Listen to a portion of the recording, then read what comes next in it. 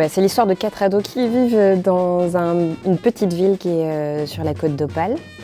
Dans cette petite ville, il y a quelque chose d'oppressant et ils vont rompre avec cet ordinaire en volant l'arme de l'adjudant le jour du 14 juillet. Et ils vont se réfugier dans une salle des fêtes désaffectée. Et là-dedans, c'est pas prémédité, mais ils vont commencer à vivre et puis ils vont apprendre à se connaître entre elles et entre eux, mais aussi elles-mêmes et eux-mêmes, qui ils sont une fois qu'il n'y a plus d'interdits et d'adultes qui sont là pour imposer une norme, un ordre. Peut-être que les rues sont vides, je veux dire, peut-être que la ville elle est morte, ouais. Peut-être que la ville elle est réellement morte et qu'on pourrait danser sur ça. Ce qu'on savait pas, c'est qu'on avait été suivis. C'est secret? Vous voulez pas le dire? L'âge adolescent, c'est un âge où on se sent toujours incompris, on se sent submergé par des émotions.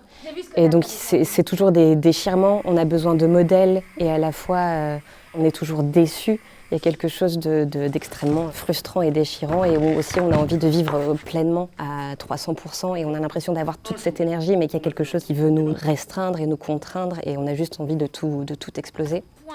C'est cette énergie-là que j'ai envie qu'il existe dans le spectacle, cette force de vie en fait, qui n'est pas mal intentionnée mais qui peut être explosive et donc qui peut faire des dommages collatéraux, quoi. On aurait dit qu'elle avait rencontré le Messie en la personne de mon frère, simplement parce qu'il avait pris des bras de son père le fusil AK-47. Le fait de pouvoir fantasmer, ça va leur permettre de s'inventer aussi une place par rapport à la société qu'ils ont laissée et à pouvoir s'assurer que là où ils sont, c'est le bon endroit pour pouvoir développer tous leurs désirs et tous leurs projets. Et c'est là aussi qu'ils vont commencer à pouvoir rêver.